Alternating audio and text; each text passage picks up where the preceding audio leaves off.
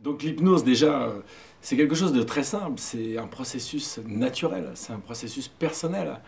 C'est quelque chose qui nous arrive à peu près toutes les 90 minutes, 10 minutes de temps pour justement pour pouvoir se ressourcer. Et quand je dis c'est quelque chose de très simple, en fait on peut dire aussi que le mot hypnose déjà est hypnotique en lui-même parce que chacun va y trouver sa propre représentation. On se perd à l'intérieur de nos concepts, on se perd à l'intérieur de nos réflexions, on va chercher des informations et à ce moment-là, on n'est plus tout à fait conscient parce qu'une partie de nous va aller chercher des informations précises, va faire des connexions. Et c'est pour ça que c'est quelque chose de très naturel, c'est quelque chose qui nous arrive plusieurs fois par jour. Ça nous arrivait à tous déjà de commencer un livre, d'être à la page 2, 3, 4 ou 5, et puis d'arriver en bas d'une page et de se dire tiens, qu'est-ce que j'ai lu là?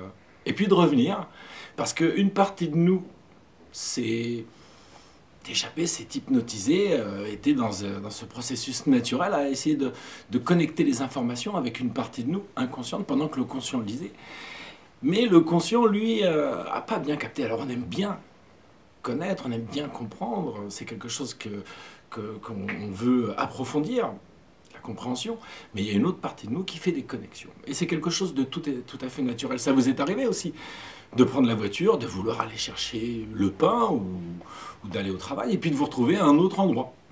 Comment c'est possible? Pourtant, vous n'avez pas eu d'accident, vous avez géré les feux rouges, les stops, les piétons, les vélos, les voitures.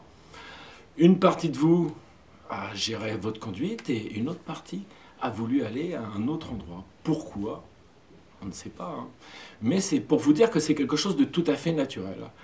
Parce que souvent, c'est le mot hypnose, on dit non, pas moi, alors qu'on est assez grand pour se le faire soi-même.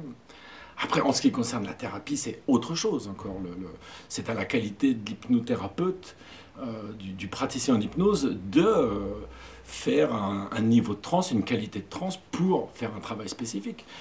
Mais somme toute, dans la journée, on se met en hypnose personnellement. On se met en hypnose personnellement, on a besoin de personne. On est assez grand pour le faire soi-même. Et c'est un phénomène tout à fait naturel. En état hypnotique, on ne dort pas. C'est vraiment un état d'hyperconscience. C'est un état naturel, c'est un état, on peut dire, d'hyperactivité, parce que l'inconscient, lui, une fois qu'il a accès à toutes ses ressources, il va pouvoir vraiment travailler et tout réorganiser. Ou même simplement garder la même structure, si c'est convenable pour la personne. C'est une chose à bien comprendre que c'est un état vraiment actif. C'est un état d'apprentissage aussi. Ça se fait beaucoup pour les sportifs, par exemple, de travailler en hypnose. Parce que ça permet de visualiser, ça permet aussi d'avoir accès à des informations que dans un état de conscience, on ne peut pas avoir.